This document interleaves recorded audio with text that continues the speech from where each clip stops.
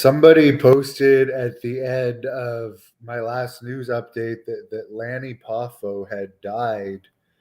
The genius Lanny Poffo, who was involved with my company, Great North Wrestling, from the very first show, 2007, working with us right up until around 2012-ish. When I took a health break from promoting. And I've done a bunch of interviews with him. The last thing that he's known for in wrestling, other than accepting his brother's Hall of Fame award, because he was the one that gave WWE approval for Macho Man to go into the Hall of Fame, because Macho Man had previously stated he didn't want to go in unless Lanny, him, and his father were inducted as a threesome.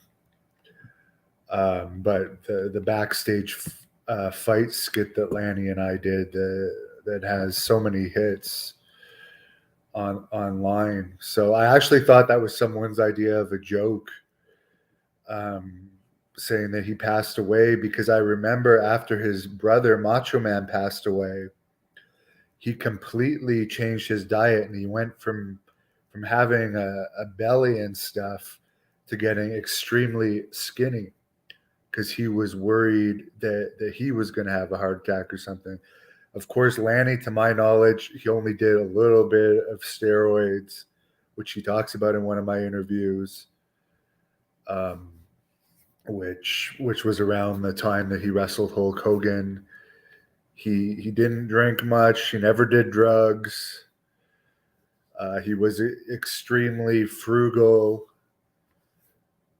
And in the end, I believe he was living in Ecuador for some reason that I'm not quite sure why.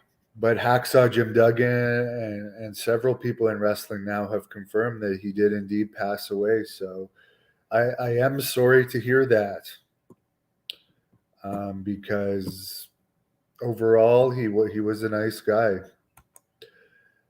But I do agree with Macho Man. Lanny should have held out and had the whole family inducted in the Hall of Fame, because they've put people in there with less accomplishments than Lanny. And even though he felt like he would never be put in, he did wear Macho Man's ring.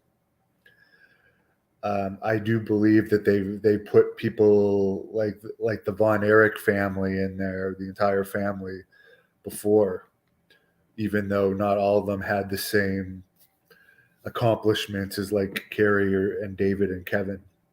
So I believe that he probably should have held out. But yeah, that's too bad. But that goes to show you cannot drink and not do drugs and live a clean lifestyle and still die relatively young. But that does remind me, Lanny did tell me legitimately once, I'm going to outlive you, motherfucker, and I'm still alive. So he was wrong about that.